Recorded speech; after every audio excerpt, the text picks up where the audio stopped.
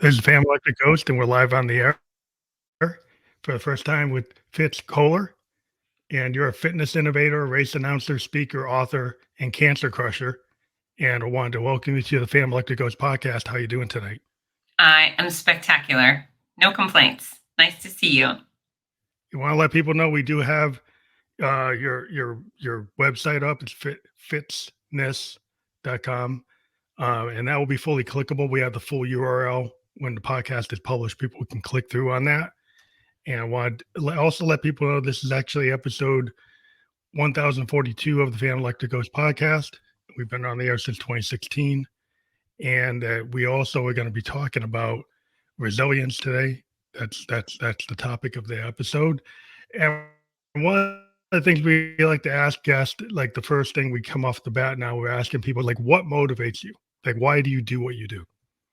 Because I want to help people live better and longer, and I truly believe in fitness as a outlet for all good things. Everything everything you want in life can be made better and more achievable if you take good care of your health. So you maybe want to give people like the backstory or this tell your story, because I did mention you're a cancer survivor. I am also a cancer survivor. So what I remember about my journey was it did make me make changes. And when I was age 27, I'm age 56. Wow. But it's a serious thing to happen to people. You hate to have something that devastating happen to make you realize you need to do certain things. But maybe you can tell your story about that. Yeah. So you're right. A lot of people do hit that fork in the road called cancer or heart disease or diabetes, whatever it is, and think, "Oh my gosh, I've been doing the wrong thing. I need to switch." And fortunately, cancer just made me double down on the things I was doing. Cancer really brought to light that the things I were doing were the right things for me, and those things actually, I think, contributed to my being here. So in early February of 2019, I was living my best life. I'm an athlete. I'm a fitness expert. I'm a race announcer. I do speaking and all sorts of things to help people live better and longer. And 7 weeks after a crystal clear mammogram, I got out of the shower at a race weekend naked, and I rubbed my underboob, and I found a lump. Oh, And it was wow. a sizey lump. And I instantly picked up the phone and called that doctor and said, "Hey," I called my doctor and said, "Hey, I found a lump." And they said, "Can you come in tomorrow?" And I said, "No, I'm running a race tomorrow." And she said, "Okay, how about Monday?" And I said, "Sure." So found the lump. And within about a week or so, I had several appointments, a mammogram, an ultrasound, where they found not only that mass, but several hard swollen lymph nodes. And after a punch biopsy, a surgeon called and said, "Fitz, I'm so sorry, but that mass is indeed a cancerous tumor, and it already has spread to your lymphatic system. It is running through you like wildfire, and we need to treat you urgently and aggressively." And so they did. And so we dove right into treatment. I ended up with 15 months of chemotherapy, which was a very long time to have chemo, 33 rounds of radiation, and some surgery. And I'm very grateful to say I am cancer free and have been for quite a few years. But I made some really good decisions before and during my cancer care that were life enhancing for me, but they were decisions that I thought I need to share these with other people because other people can do much better whether they have cancer or not. Hmm. These are decisions that can really elevate everything in your life. And so cancer was hard. Cancer was hard. It was full of losses, it was full of grief and stress. But I also made some wonderful choices that brought out some of my best days I've ever had, best moments I've ever had. Yeah, what I found is really interesting is like I had, the cancer I had was when I was young, 27. That's very And young. one thing I found is like some of my friends kind of fell off because they were kind of scared of it. And I don't know if you've run into this situation, but I've had some people in my circle that disappeared. And I think it was because of the mortality of it. Because when you see somebody going through something like that, then you have to deal with like potentially like life threatening thing. And then you might not want to be in that space. And I found there were certain people that didn't want to be in that kind of space, that Yeah. have that kind of heaviness around. I don't know if you felt that had that kind of situation or not? Yeah, so I would say overwhelmingly the majority of people in my world, people not even in my world, came out of the woodwork to support me. So I was very fortunate. But I did have one of my childhood best friends completely ghost me. I mean, she was one of those people before I made it public that I had cancer and this is what was going on. I had a short list of family members and friends that I wanted to notify so they didn't hear through social media, right? And she was one of those people I called and I didn't catch her. She didn't answer. So I had to go through with my announcement. There was never a note, never a card, never a text. She lives far away, but I had hundreds or thousands of people that live far away that sent love and support. So yeah, I definitely got ghosted by one of my besties, which was really hurtful. But those are things that I can't control what other people do. So I love her. I send her my best. I wish her well. But yeah, cancer drove her off. And, what do you do about that? It happens to a lot of people. Yeah. Yeah, yeah, because it's not contagious, but I think it's the situation, and some people can't deal with situations like kinda a heavy situation. It's a real and I think some folks, it's heavy in your life, and so it's heavy to the whole circle of people, and, you never know what individuals can handle. And it's kind of like the law of attraction. People fall off. If you start changing in your life, you might not be who you were when you're 18 or 22 or whatever. And Right. people want to remember you at that point, right? And if you change, they're not comfortable with who you are now. And Yeah, I've run into that kind of scenario. I mean this person is very, I mean, she's the one that really sticks out to me. And I just think thank goodness I survived, or I think she would have had some long-term guilt associated with her behavior. But I lived, she's got Yeah. nothing to feel bad about. So, my Yeah. my disease was mine. It wasn't anybody else's. So like I said, I wish her well. I'm disappointed in that person, but overwhelmingly, almost everybody else was super supportive and sweet. I couldn't have had it better that in that category. Well, what were the I guess the most surprising things about your treatment that kind of you you really kind of change your mindset or affected you that you didn't expect?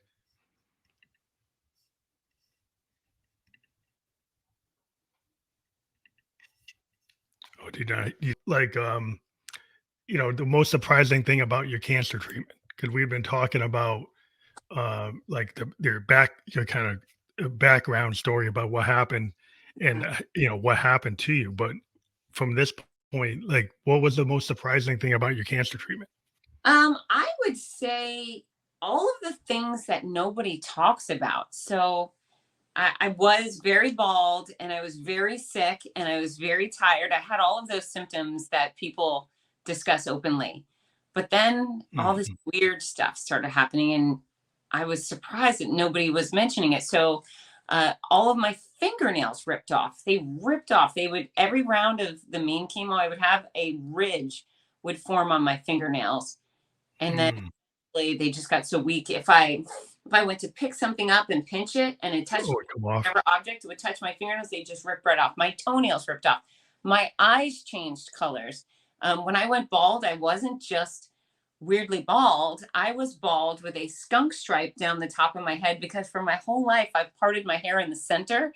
And so Mm.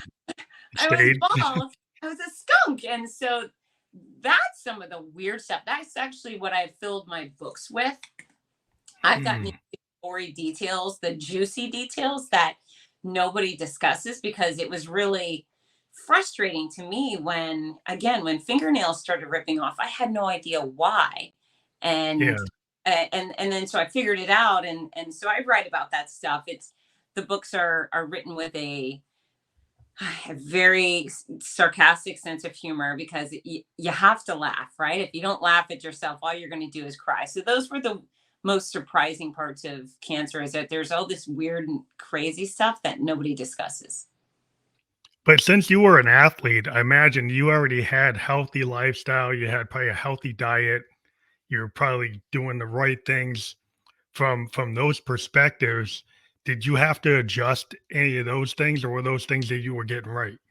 Yeah, I mean, I my healthy habits certainly carried me through in a way that I wouldn't have been able to do the things I did if I were not so committed to exercise and nutrition. I mean, I was so sick. My doctor told me at one point, he said, Fitz, if you were not so committed to exercise and nutrition, you would have been hospitalized for a month. I've given you the meanest concoction of drugs I give anybody.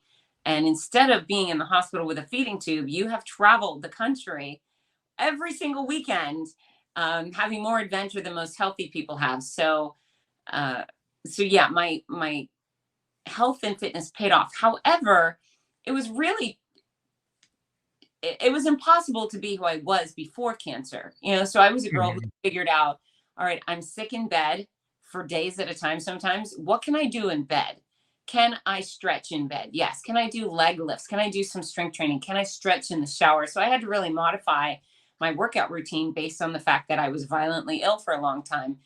My Mhm. stomach was a mess. I mean, chemo really wreaked havoc on Yeah. my system. So I couldn't eat all the roughage I love. Like I love eating broccoli and you Yeah, know, and that stuff was, like, not working for your body no, at that point, right? no. Imagine having a tequila hangover or food poisoning. The last thing you want to eat is broccoli. So I was constantly trying to figure out how do I get some nutrition in here that's not going to upset my tummy. So it was tricky. It definitely was tricky, but the overriding priority on doing my best was a very powerful tool for me, and not everybody has that. Some people just think whatever, I've got cancer, I'm going to eat all the crackers and it's going to be fine, and hopefully they will be fine. But endless studies have proven that you can actually weaponize exercise and nutrition to help yourself reach remission and make yourself less likely to have a recurrence. So it's important that people don't throw their hands up and say, oh, it doesn't matter, because all of those things really do matter. Did you find that, like, I know when I was dealing with oncologists and radiologists, I mean, there was I didn't have a nutritionist, Yeah. and I had to kind of figure out, like, I have I'm eating, like, oatmeal.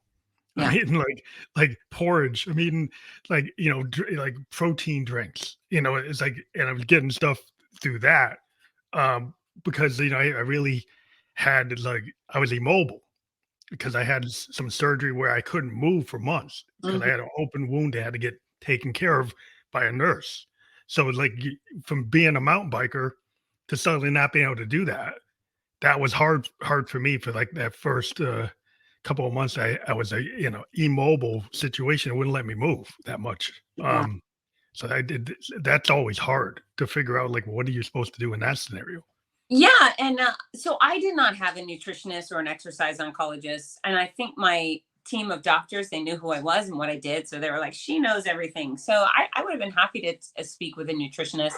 Most cancer patients can ask their doctor and be connected with a nutritionist or a dietitian that specializes in oncology, or an exercise oncologist, and then of course for everybody there's my books, right? So that's what this one's about. Your Healthy Cancer Comeback, Sick to Strong. This is the guidebook to help any type Mhm. of cancer patient, any age, any gender, any type of cancer, help them navigate those waters of chemo, radiation, surgery, transplants, amputations, while focusing on exercise and nutrition. So yeah, it was all very tricky. And of course, nothing I had experienced before. And I lost a ton of weight. I actually was, most cancer patients that survive gain weight.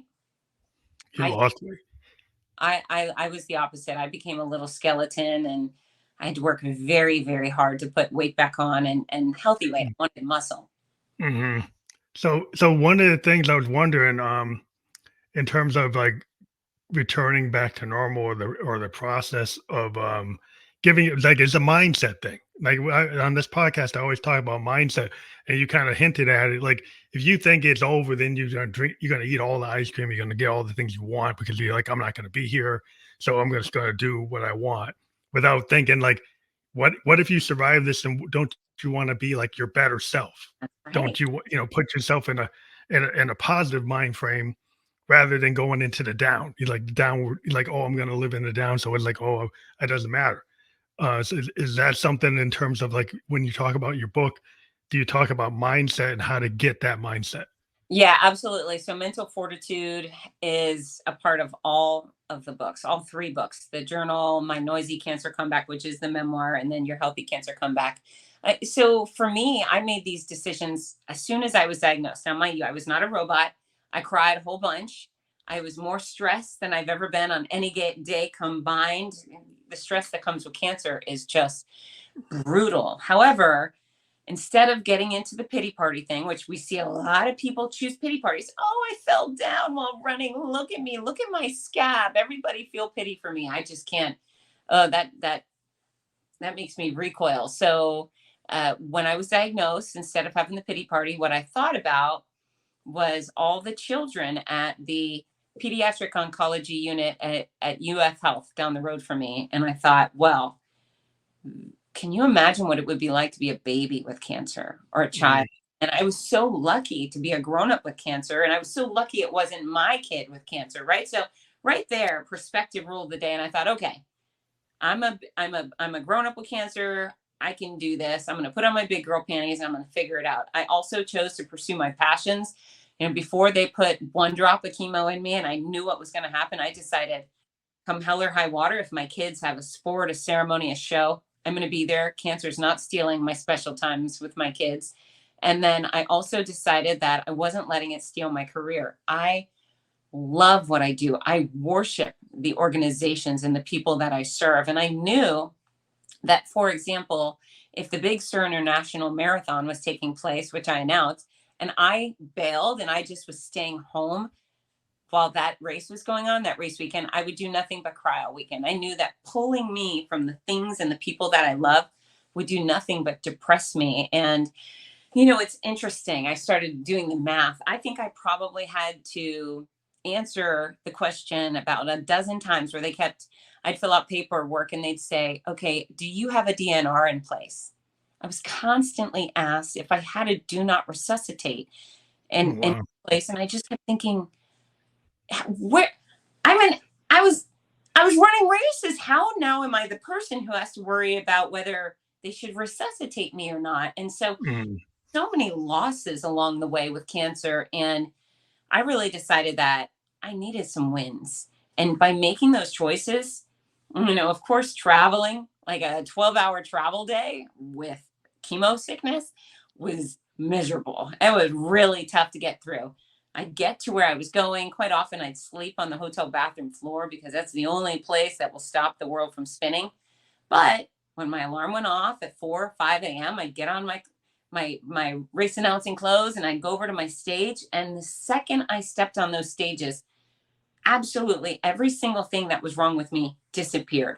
I wasn't sick. I wasn't suffering. I wasn't tired. All I was fueled with happy energy and passion and love for these people and these events. And so I got to be full force Fitz Koehler again, as long as I had an athlete on the course. And so those passions for me, whether it was my kids or my career, they gave me wins.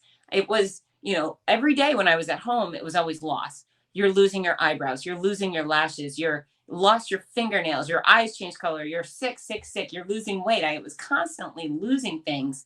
And because I chose not to stay home and hide out, I had wins. And boy, did those wins mean so much to me. And those runners, they took such great care of me. And my job is to take care of them or the audience members when I do a keynote. My job is to serve everybody else. But when I was sick, they showed up for me like it just was miraculous. Strangers showed up for me. I didn't wear a wig, so and I also didn't wear a shirt that said "Cancer Warrior" or pink. Yeah.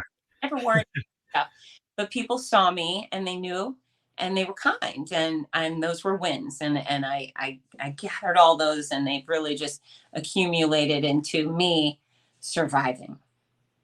Well, it's important to have that kind of perspective. That is a really powerful mindset because you just have to have that positivity, to know that like you had a goal. Like I think you can set goals. You can set things like getting up every day is a good thing. Yeah. Being here is a good thing. Being able to make it through like your treatment and get to the next level, progress, get stronger, get your healing done. But then you had bigger things than that. You kept on working. which I don't think a lot, not everybody does that. So I think that's very powerful. So, and you're right. And some people had to. It's funny. I talk about my job always like it's a hobby because I just love it so much. But I also need a living. I have two children, college and feeding them and all their activities. Kids are expensive. And so not working, oh, that would have been a real problem. That would have been a real problem. So I hate to say I had to work, but I chose to work and I needed the income. And I know there's so many other people out there that are diagnosed and they don't have a choice. They might not love their job as much as I do, but they have to go pay their bills.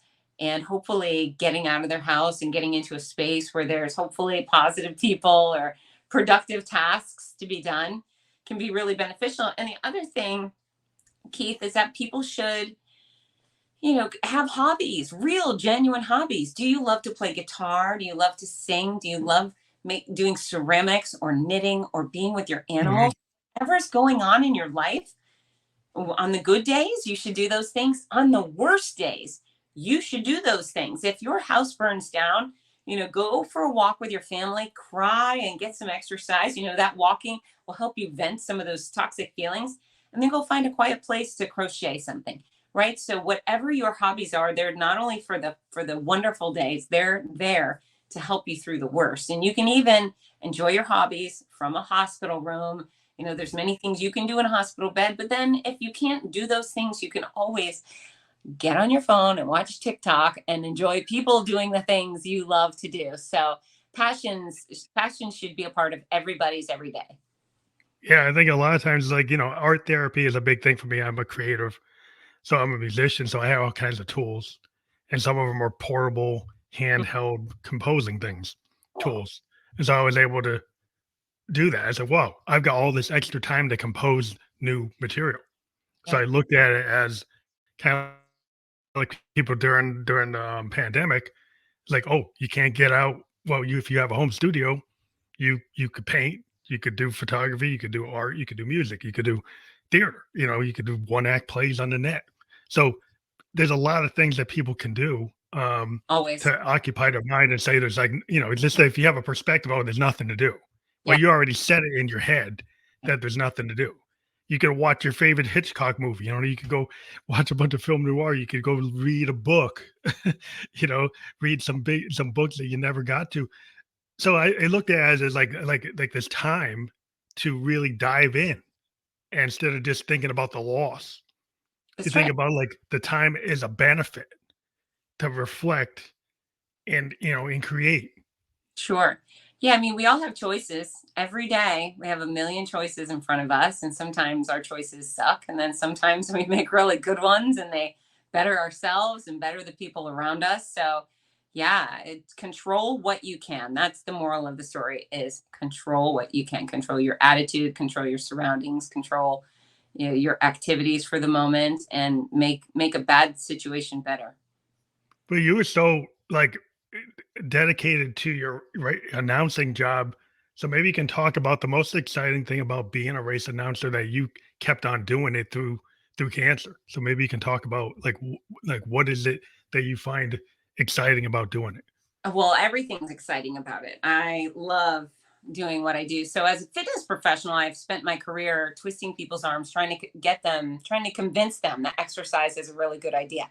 And so sometimes people hear what I have to say and they go, "Yeah, I'm going to pursue that." And they do. And then sometimes people hear it and they ignore it, and then they get less and less healthy. But on race day, a race organization says, "Hey, Fitz Koehler, we've got about 20,000 people for you that think exercise is a great idea. And today they're going to go do it." And so my role as a race announcer from the start line and the finish line is to engage, inform, entertain, make people welcome them, make sure they know what they need to know, and make sure they have a real fun time, and make sure they feel congratulated and special. And what I love is, or well, I mean, there's a million parts I love, but my favorite is always the start line. So once I yell go, everybody who's participating in the race has to run by me. And music's playing, and usually before I yell go, I whip them into a frenzy. So there's some sort of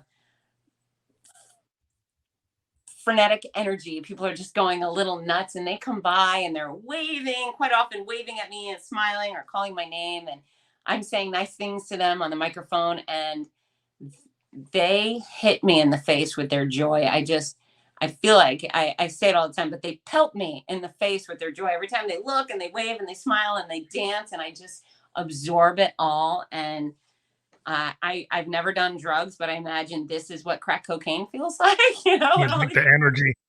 It's like the vibe. It's like the energy of the moment. Like I could say, like a musician, when we go on stage and we get the audience feedback, yeah. that Mhm. gets people feeling like they get high. They feel like Oh, it's a high. It's a natural high from the back and forth of the artist interacting with the fan.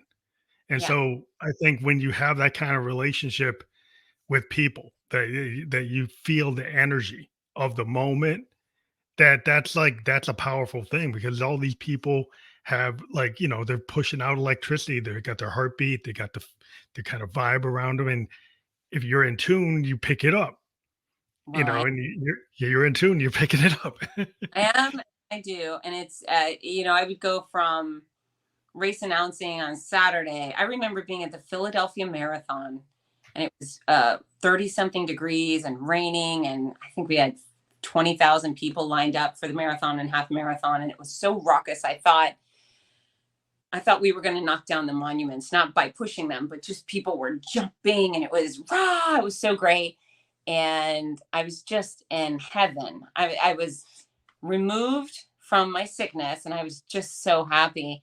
And then that was Sunday. And then Monday morning, I was back in Gainesville, Florida, getting chemo. And it was so bizarre to go from this One to the other. high to this incredible low, this weird, weird experience. Did And you I, find that hard to deal with, because you kept on involving yourself in things because you needed to for your spirit, but then you'd have to get into that kind of, away from that back to the treatment would put you kind of in the room, where yeah, then your thoughts can get like, well, I'm not around that energy now. I have my own thoughts and I'm dealing with this situation. Was it kind of like this kind of up and down, or did you figure out how to no, level through that? it was a total roller coaster, but I was resolved. I mean, what were my choices? It was, uh, announce a big Sur Marathon, get on a red eye flight, come home Monday morning, go from California to Florida, have chemo at 10 a.m. Monday morning. And it was just one of those, how in the world did this happen? How do I go from that to this? So it wasn't lost on me. I was definitely baffled by the situation, but I was also so grateful that I had these huge highs, these wins amongst all the losses. So yeah, I knew at the time, this is weird. This is batshit crazy. This makes no sense, but here we go. Here we go again. Well, also maybe to talk about like your whole brand, because we got it up, fitzness.com, but like what does it represent? Because we never really talked about it. I can kind of get the idea from what you've been saying, but maybe you can talk specifically about what your brand is about. Yeah, so my mission is to help people live better and longer by making fitness understandable, attainable, and fun. But my brand specifically is gimmick free, no nonsense. So I do not push diets or powders or snake oil, any supplements, any of that garbage. I teach people the scientific, science backed ways to get fit, how to pursue the four pillars of fitness. It's strength, cardio, flexibility, balance. I teach them how to eat the right food, right amount of the right food for the size they want to be. And I could tell you that most of the people that listen to me, right, come to me for guidance, they know I'm fairly pointed, often abrasive, and quite frequently I grab them and shake them, or I in the chest, even if it's only verbally, but I get away with it because I love them. That's my brand, is it's pointed and it's aggressive, but it's filled with love because I genuinely care about people. And I'm really proud of all of those things. I have a master's in exercise and sports sciences. And because I've been gimmick free and science backed and filled with love, I've been able to represent so many big deal powerhouse brands: Disney, Oakley, Tropicana, Office Depot, Raytheon, you name it. I've worked for some of the greatest corporations in America, and they put me on their stages because they trust me. Yeah, I think that's the trust and authenticity that people have to have. But we live in a world with the social media that's triggered by views. It's triggered like how many views you get. Does that mean it's good? Just because you get a lot of views on the algorithm doesn't mean you actually got the right information, right? So some people, it's a popularity contest versus is the content valid? Is what you're doing actually got some kind of backdrop which based on something other than a fad, other than trying to upsell something. So I think that a lot of times people are hit with so many inputs on in the social media. It's hard for them to figure out what is the actual real path. So do you help people kind of when people come to you, have they already gone through a lot of paths that weren't I valid and they found you as like, oh, they were recommended because they know your background and they read your reputation and say, well, this is something that's going to be better. Yeah, I think so. I think so. A lot of my people have really gone down weird rabbit holes with diets and the quote unquote nutrition stores where they're buying all the pills and the powders and having no success. And they waste a lot of money. They waste a lot of time. They waste a lot of their good energy on the bad stuff. And eventually they come and they see my credentials and my reputation. What's interesting with the influencer um, era. So there's a bunch of, I'll say, women in thongs, they're parading off their hot body. They don't have any credentials. They really don't have any real knowledge of how the human body works or what it should be fed. But you're right. People are watching because hot girls are fun to watch. And then those hot girls start selling some garbage on TikTok just to make a buck. And what they're doing is they're being vultures. They're stealing from people who want nothing more than to lose a few pounds or feel good in their body, be pain free. And so I really take offense to these know nothings who portray themselves as experts in my field and harm people with their products or their sales. And sometimes it's just taking their hard earned money. So buyer beware.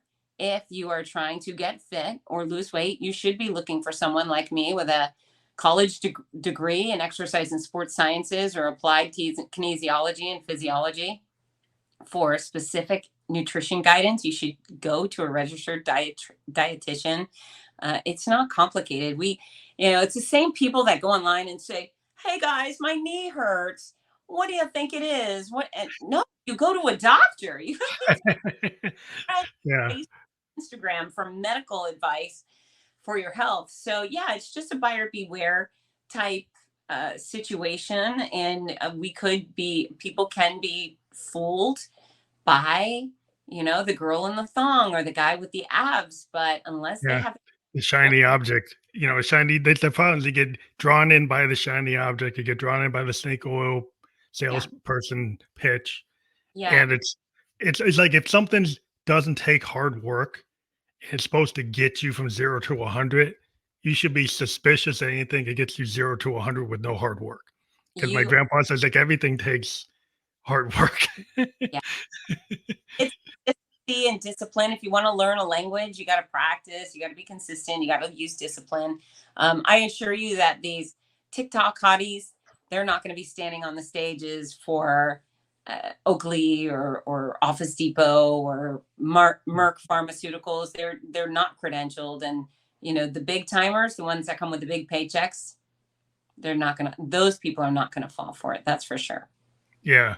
Well, I think it's important to people kind of weed through, what's out there and find the things that are authentic. I've always talked about, sometimes it's like vulnerability is part of like authenticity and being willing to like, not just give up. So like if you be honest about like I'm trying something and maybe I failed, you don't just give it up because you failed to hit the goal, right? And so many people they start and stop and give up because they have this unrealistic expectation that they're going to get to 0 to 100 very quick because everything's like instant gratification today. So, Right. when you had talk about your programs, do you try to let people know it's like okay that you're not going to, you know, get to 100 like the first day?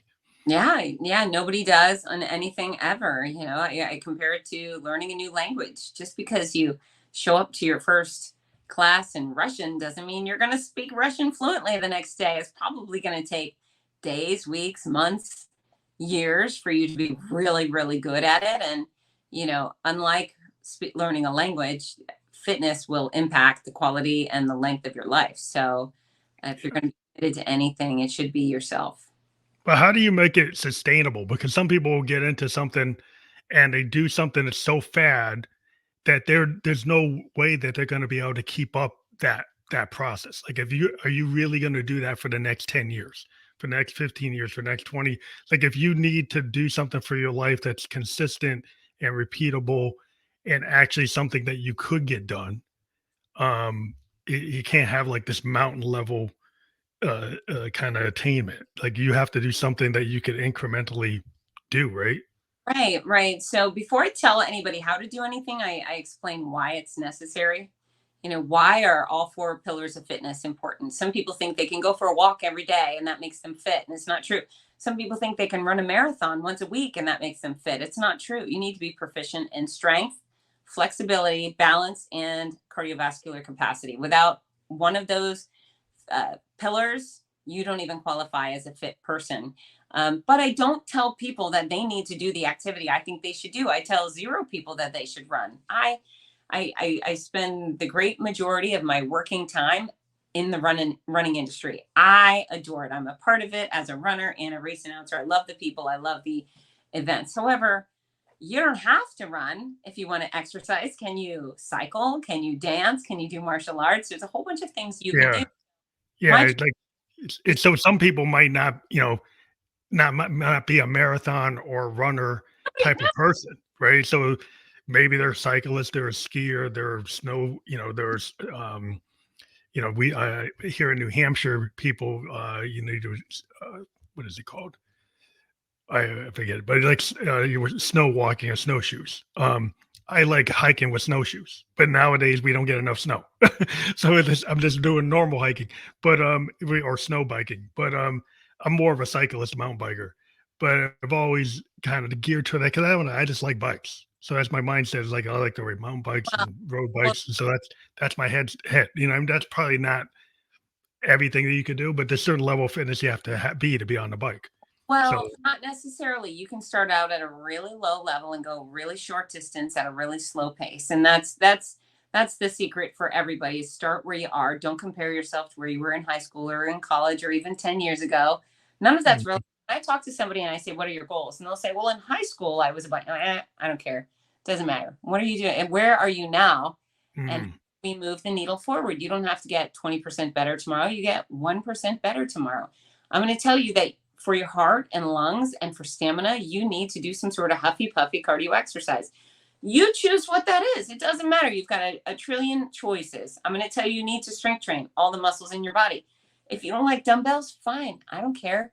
Use bands, use a cable machine, use medicine balls, use free weight, use whatever you like. So my job isn't to tell people you have to do what I like to do. It's these four pillars of fitness are necessary. Here's some options. You pick and choose, and then perhaps you're like me and you evolve. I spent my 20s competitively kickboxing.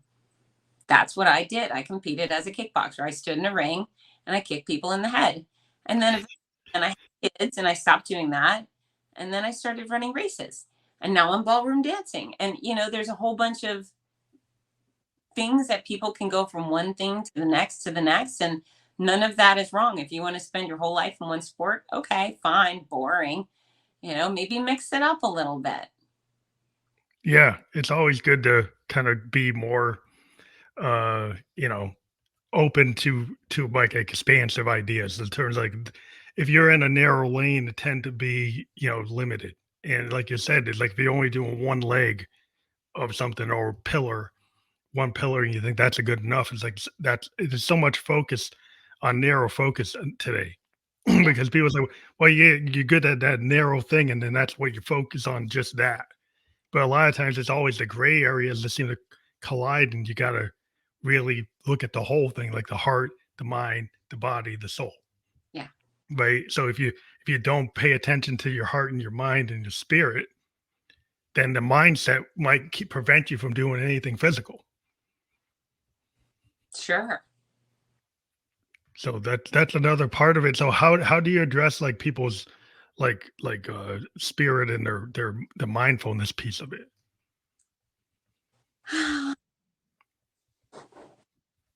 Give them the opportunity to do things they enjoy that make them feel better, that pain free. Living pain free goes a long way. If you could get rid of back pain or knee pain or whatever it is dragging you down, you're going to start feeling better when you exercise and you accomplish whatever task of the day, or maybe you've lost a certain amount of weight or you've accomplished a certain athletic adventure. You know, your spirit soars, you build confidence, everything in life seems a little bit easier. So I truly believe that physical health is one of the great necessities for mental health. Yeah, it's such a hard thing today with some of the sedentary requirements of work. You know, a lot of jobs kind of measure how long you sit at that cube, you sit at that computer, and you have to find ways to open that up so you're not just staying hours and hours in the cube, Right. not moving your body. But some You- people are measured by how many keystrokes they're doing, how much the output they're doing, they're being watched, through the net. And it's like, so there's like, oh, I can't leave my seat because I need to do this because the Well, boss wants me to do it. all have choices, but there are things we can do at our desk. Like right now, my body's doing better than yours is because I'm stretching my upper body. I could be on a phone conversation and walk inside a building. I could walk and talk on the outside of the building. I highly recommend walk and talk meetings for whether you're in person or you're in Zoom on Zoom. There's no reason you can't move around. They used to offer smoke breaks, cigarette breaks, which just kills me. What a disgusting. Okay. The only break you could do was an unhealthy break. Yeah.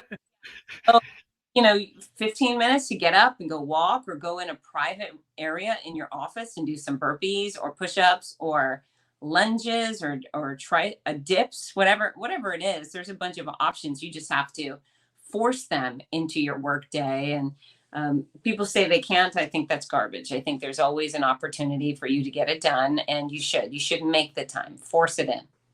Yeah, I think you can force that walk. I have I have a pedaling thing and an actual what is it? I can actually treadmill. And I have a Oh, stand-up desk. So I yeah, have a stand-up desk with a treadmill, which you kind of see like a Google. yeah, Some of the high-tech companies like Google and Apple, they set up stand-up desk where, in that workspace, when you sit down, you can pedal. When you right. stand up, you can walk. Yeah, And then you can go off to the break room and play pool or play tennis or like something. It's like you get out of just sitting at the desk. They started to realize that forcing the creative people to just be in the cube wasn't that productive. That allowing people to go off and walk and do the meeting, like you said, like take a walk and do the meeting on your Bluetooth. But absolutely. I do that all the time in New Hampshire. I live in a cul-de-sac, and I go off on my Bluetooth, and I walk like 5 miles in the middle of my meeting, you know? So, it gives me it just makes you feel better. I agree. But it's like you force it. Force something that you think the boss is telling you can't, right? But a lot of times you can still fit it in because you don't, you're not telling them everything you're doing, you just do it. Yeah, I wouldn't accept a sedentary experience all day, every day as an acceptable profession. So I would make the choice for myself. I would get out and take that cigarette break to go walk or do other things. Yeah, well, I'm a software developer, so we kind of measure it a certain way, which is kind of limiting, but you can get around it. But one of the things that health and fitness did impact your remission and recurrence because, like you were talking, like you're in remission and you're doing these healthy lifestyles, and maybe you can talk about that maybe the stats or the information you've discovered regarding that. Yeah, I mean, there's a lot of evidence. It's funny. Let me see. I'm gonna quote myself accurately. So, right on the cover, and that's a study at Tel Aviv University published in November of 2022 in the Cancer Research Journal found that high intensity aerobic exercise can reduce the risk of metastatic cancer. That means cancer spreading throughout your body by 72%. So if you have cancer and you don't want it to spread, high intense cardiovascular exercise, the kind that makes you huff and puff, can prevent spreading by 72%. That's pretty powerful stuff. So there's many other studies that people can utilize, but know that there are foods that help. There are foods that hurt. As we know, there's, people like to point at sugar. Sugar causes cancer. I'm not sure that's true. There are no actual statistics to prove that sugar feeds cancer. I was told that when I was going through cancer, but I've looked at the study since and I don't see any evidence. I see some anecdotal evidence, but I haven't read a study. But, when people get a cold, they catch a common cold or COVID or whatever, all of a sudden they all want to have vitamin C, right? They're eating all the oranges and the strawberries or getting some sort of pill version of vitamin C. So important to have an immune system a strong immune system when you're catching a cold. Okay, well, let's talk about you've got cancer. How strong do you want your immune system to be? I think having it be at its absolute strongest to fight cancer is way more interesting than having a really strong immune system to just fight a cold. So choosing foods that are going to make you stronger, more resilient to your disease or infection. I would say that almost every day of my cancer, I had a needle poked through me. I was constantly being poked, constantly. I had to go in for IV fluids every day for dehydration. Every single time I had a needle poked into my chest or my arm, I was at risk for infection. And so really matters, and then there's some foods that take away. There are foods like processed meats. They are a class 1 carcinogen. Right next to asbestos and cigarettes are bacon and Americans are into their bacon. I mean, bacon is pushed so heavy in our system. It's just pushed so much, and nobody wants to talk about. I haven't seen an article in the mainstream media pushing against bacon, but you see all the ads telling you to get it. is to buy it.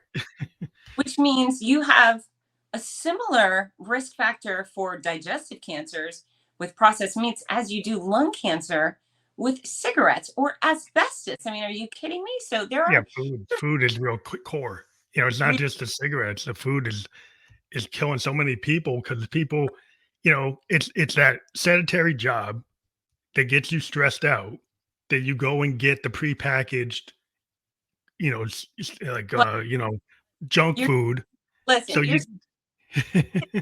to suggest that the sedentary job is causing your stupid eating is not acceptable. Basically, people have a tendency to make terrible choices. If their family was overweight, they say, "Oh, it's not my fault. It's genetic. We're big people." No, you have a bunch of family members who eat like crap, who don't exercise, and now you are repeating the same behavior. Your body wants to be fit. Your body wants to move. And if you put the right amounts of the right food in it, you will be of ideal size. And if you move your body in a particular way, you will look good and feel good and be able to perform at a very high level. So, the sedentary job doesn't cause you to eat crap. It's a habit of making lazy, poor decisions, right? It's just a religious behavior of choosing poorly and not prioritizing health.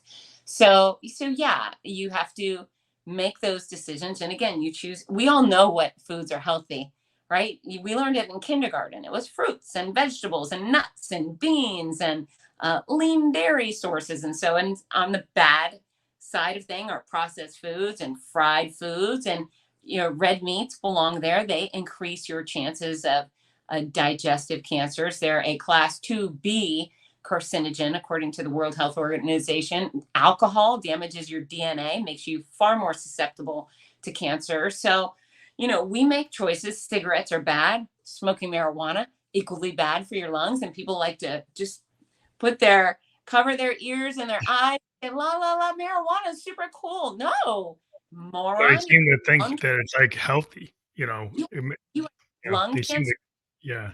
oral cancer, esophageal cancer. Keep smoking marijuana. It's a It's good still idea. smoking. You're still smoking. You're smoking something different, but it's still The smoke. things that belong in your lungs are oxygen, right? We don't want to have Yeah. anything else in there. You can So have all these chemicals in you from the smoke. It's not just, you know, it's the same probably same level of chemicals coming from tobacco. But so I think it also is like people, you know, when you look at people that were able to cook homemade meals with good ingredients rather than pre-packaged. Like you could cook, but if you're pre-cooking a hamburger helper, that's not really gonna help you. But it's like you need to cook from scratch, and it's kind of like the question is like, yeah, it's a little lazy to say, well, my job doesn't give me the time, so I order out or I order the pre-processed.